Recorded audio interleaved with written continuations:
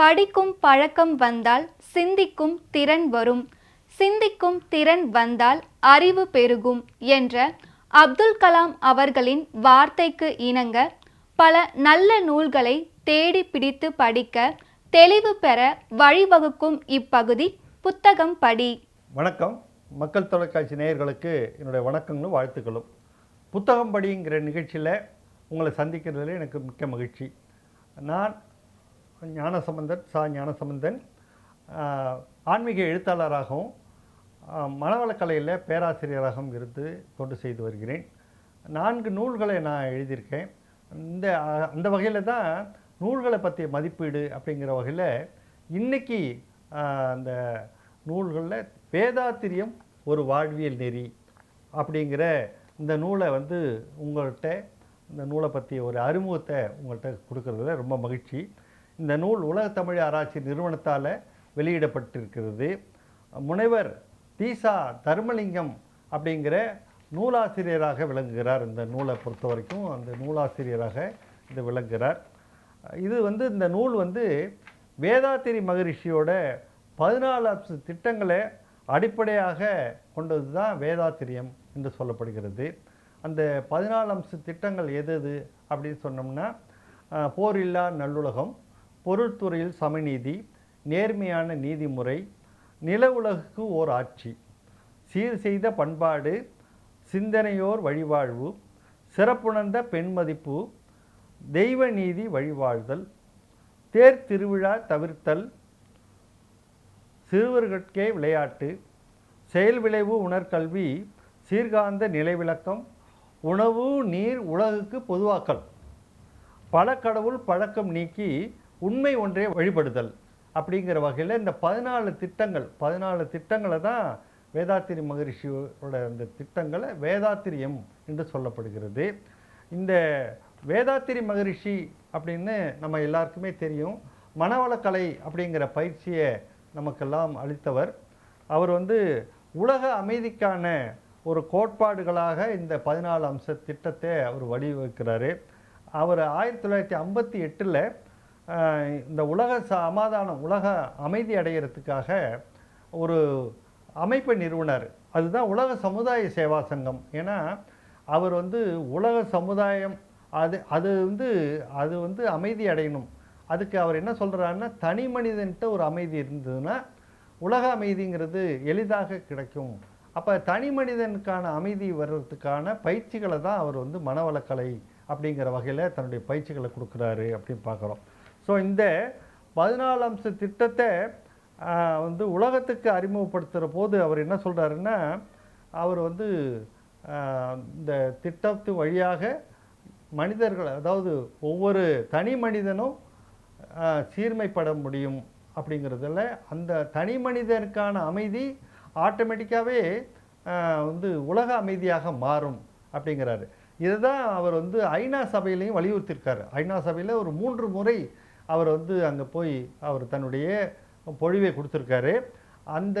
அந்த வகையில் 3 முறை அவர் அந்த இதில் கொடுத்துருக்காரு. அவர் வலியுறுத்துறது என்னன்னு கேட்டிங்கன்னா, இந்த யோக கலை நமக்கு இன்றைக்கி பார்த்திங்கன்னா உலகம் பூரா இந்தியாவை பற்றி சொல்கிற போது அந்த யோகத்தோட பெருமையை பற்றி அவங்க சொல்கிறாங்க. அதனால தான் இன்றைக்கி பார்த்திங்கன்னா உலகம் பூராவுமே இன்டர்நேஷ்னல் டே ஆஃப் யோகா என்று சர்வதேச யோகா தினத்தை நம்ம கொண்டாடிக்கிட்டு இருக்கோம். அந்த சமீபத்தில் ஜூன் மாதம் 21ஆம் தேதி நம்ம அதை கொண்டாடினோம். அந்த வகையில் இந்த யோகாங்கிற பயிற்சியின் மூலமாக உலக அமைதிங்கிறது சாத்தியப்படுத்தலாம் அப்படிங்கிறத ஐநா சபையில் வலியுறுத்தினவர் வேதாத்திரி மகரிஷி. ஸோ அந்த வகையில் தான் அவர் தன்னுடைய வாழ்வியல் நெறிமுறைகளை அவர் வகுக்கிறாரு. அது ஒவ்வொரு மனிதரும் அவசியம் அறிந்து கொள்வதற்கு இந்த நூல் இது எந்த அளவுக்கு உதவியாக இருக்குது அப்படிங்கிறத இந்த முனைவர் தீசா தர்மலிங்கம் அவர்கள் இந்த நூலில் அவர் கொடுத்துருக்காருன்னு பார்க்குறோம். அது மாதிரி நூலாசிரியரை பற்றி சொல்லணும்னா, வேதாத்திரி மகரிஷியின் யோகாவை அடிப்படையாக கொண்ட ஆய்வு தான் அவரும் கொடுத்துருக்காரு. அந்த ஆய்வை அவர் தஞ்சை பல்கலைக்கழகத்தில் அதிலே முக்கியமாக பணியாளர்களுக்கு, இன்றைக்கி நமக்கு எல்லாம் தெரியும், அந்த அரசு பணியாளர்களாக இருந்தாலும் சரி, தனியார் பங்களிப்பில் இருக்கிற பணியாளர்களாக இருந்தாலும் சரி, அவங்களுக்கு எல்லாருக்குமே இன்றைக்கி இந்த ஸ்ட்ரெஸ் என்று சொல்லப்படுகின்ற மன அழுத்தத்தில் ரொம்ப கஷ்டப்படுறாங்க அப்படிங்கிறத பார்க்குறோம். இன்றைக்கி வந்து முக்கியமாக அந்த ஐடி என்று சொல்லப்படுகின்ற அந்த துறையிலையும் வந்து மன அழுத்தங்கிறது ஒரு பேசு பொருளாக இருக்குதுங்கிறத பார்க்குறோம். அந்த மன அழுத்தத்தை நீக்கிறதுக்கான பயிற்சிகள் அதுக்கு இந்த யோகா அப்படிங்கிற பயிற்சி வந்து எவ்வளவு முக்கியமானதுங்கிறத வலியுறுத்துகிற வகையில் தான் அவருடைய அந்த முனைவர் பட்ட ஆய்வு இருந்துச்சு. அந்த பணியாளர் மேம்பாட்டிற்கான யோகம் அப்படிங்கிற வகையில் அந்த பல்கலைக்கழகத்தில், தமிழ் பல்கலைக்கழகத்தில் அவர் இந்த பட்டத்தை பெற்றவர். அவர் அது மட்டும் இல்லாமல் தமிழ்நாடு அரசின் வருவாய்த்துறையில் துணை ஆட்சியர் அப்படிங்கிற அந்தஸ்தில் அவர் வந்து தன்னுடைய பணியை வந்து செய்திருக்கிறார். அதே மாதிரி கல்வித்துறையிலையும் அது நிர்வாக அலுவலராகவும் பணி செய்து ஓய்வு பெற்றிருக்கவர். வேதாத்திரியத்தை முழுமையாக உள்வாங்கி இந்த நூலை அவர் வந்து வடிவமைச்சிருக்காரு அப்படிங்கிறது சொல்லலாம். 6 தலைப்புகளில் அந்த நூல் விளங்குகிறது. முதல்ல உடல் நலம், மனநலம், எண்ணங்களின் நலம், சொல்லில் நலம் பயக்கும் கருத்துக்கள், செயலில் நலம் பயக்கும் கருத்துக்கள் அப்படிங்கிறத இந்த நூல்கள் வழியாக அவர் கொடுக்குறாரு அப்படின்னு பார்க்குறோம். இப்போ இந்த யோகா அப்படிங்கிற போது பார்த்திங்கன்னா வெறும் உடற்பயிற்சி மட்டும்தானா? இல்லை, உடலுக்கும் மனதுக்குமான பயிற்சி. அதை வந்து வேதாத்திரி மகரிஷி ஒரு 4 வகையான பயிற்சி, அதாவது என்ன சொல்லுவாருன்னு கேட்டிங்கன்னா, யோகாங்கிறது இணைத்தல் அப்படிங்கிற பொருளை கொடுக்கும். ஆனால் அவர் அதையும் தாண்டி இணைத்தல் மட்டும் இல்லை, இணைத்தலினால் வரும் இன்பம் அது எந்த அளவுக்கு இன்பத்தை கொடுக்குது அப்படிங்கிறத ஒரு 4 வகையில் சொல்கிறாரு. முதல்ல வந்து உடல் உயிர் இது இனிமை காக்கணும், உடலுக்கும் உயிருக்குமான இனிமை காக்கிறது அப்படிங்கிற வகையில் அது யோகா அமைஞ்சிருக்குது. 2வது வகையில் உயிருக்கும் மனதுக்குமான இனிமை காத்தல் அப்படிங்கிற வகையில் சொல்கிறாரு. அடுத்தது தனக்கும் சமுதாயத்துக்கும் இனிமை காத்தல். ஏன்னா சமுதாயத்தை கொண்டு தான் நாம் இந்த எல்லா பலன்களையும் பெற்றுக்கொள்கிறோம்.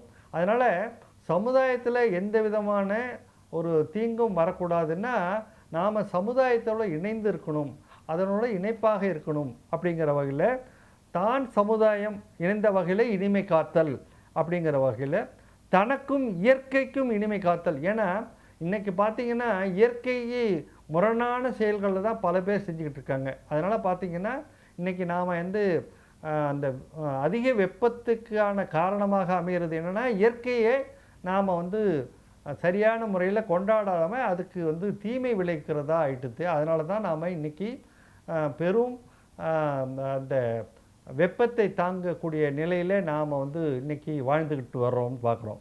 அப்போ அதுக்கு சரி பண்ணணும்னா என்ன பண்ணுறது அப்படின்னா, தனக்கும் இயற்கைக்கும் சீரான வகையில் இனிமை காத்தல் அப்படிங்கிற வகையில் அந்த வகையில் அவர் வந்து அந்த யோகாவை பற்றி விளக்குகிறாரு சொல்லலாம்.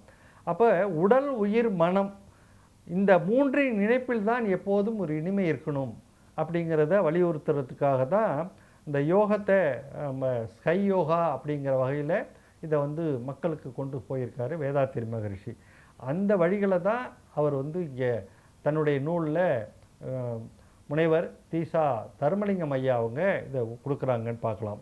அதுக்கான என்ன சொல்கிறாரு, உடல்நலம் காக்கிறதுக்கான உடற்பயிற்சிகள், மனவளம் காக்கிறதுக்கு அகத்தை ஆய்வு செய்கிற அகத்தாய்வு பயிற்சிகள், அடுத்தது பார்த்திங்கன்னா உயிர் வளம் அப்படிங்கிற அந்த உயிருக்கான வளத்தை, உயிர் வளத்தை நம்ம பண்ணிக்கிட்டோம்னா நீண்ட நாள் வாழ முடியும் அப்படின்னு சொல்கிறார். அதுக்காக ஒரு பயிற்சியை கொடுத்துருக்காரு வேதாத்திரி மகரிஷி.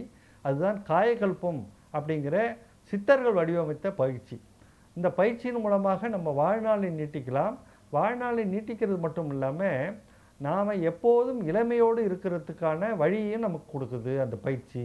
ரொம்ப எளிமையான மூச்சு பயிற்சி அடங்கிய பயிற்சி தான் அது. அந்த பயிற்சிகளை பற்றிய அவங்க வந்து விளக்கங்களையும் கொடுக்குறாரு. இதெல்லாம் வந்து இந்த நூலாசிரியர் இதெல்லாம் பற்றியெல்லாம் அவர் இதில் தன்னுடைய நூல்களில் கொடுக்குறாருன்னு பார்க்குறோம்.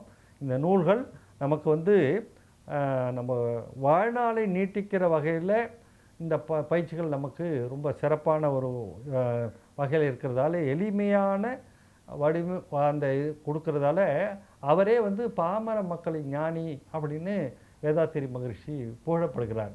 அப்பேற்பட்ட அந்த வேதாத்திரி மகரிஷியோட நூல்களை பற்றி, அவருடைய அந்த பயிற்சிகளை பற்றி தான் இந்த நூல்களில் விளக்கமான முறையில் கொடுக்குறாரு. ஸோ இந்த வகையில் தான் இந்த நூல் ரொம்ப சிறப்பாக இது வடிவமைத்து எழுதியிருக்காரு. இதை நாம் வாங்கி படிக்கிறதால நம்மளுடைய உடல் நலத்தை நாம் எப்படி வச்சுக்கிறது, ஏன்னா நிறைய யோகாவை பற்றியும் அந்த படங்களை பற்றியும் அவர் கொடுக்குறாரு, எப்படி செய்கிறது அப்படின்னு அந்த பயிற்சிகளை பற்றி கொடுக்குறாரு இந்த நூல்களில். ஸோ அந்த வகையில் நம்மளுடைய உடல் நலம், மனநலம், உள்ள நலம் எல்லாத்தையும் நம்ம பார்க்குறதுக்கு இந்த நூல் நமக்கு ரொம்ப அவசியமாக இருக்குது அப்படின்னு பார்க்குறோம். இந்த நூலை அனைவரும் வாங்கி நம்ம வச்சு படிக்கலாம். இதுவும் பார்த்திங்கன்னா உலகத்தமிழ் ஆராய்ச்சி நிறுவனமே வெளியிட்டிருக்காங்க. ஏன்னா அவங்க வெளியிட்டிருக்காங்கன்னா அதுக்கு ஒரு தனி ஒரு சிறப்பு உண்டு. ஸோ அந்த வகையில் இது எல்லாருக்கும் ரொம்ப அவசியமான நூல். என்னுடைய நூலகத்தில் இதில் எப்படி இருக்கோ அதே மாதிரி உங்கள் நூலகத்துலேயும் இருக்கணும்னு விரும்புகிறேன். நன்றி.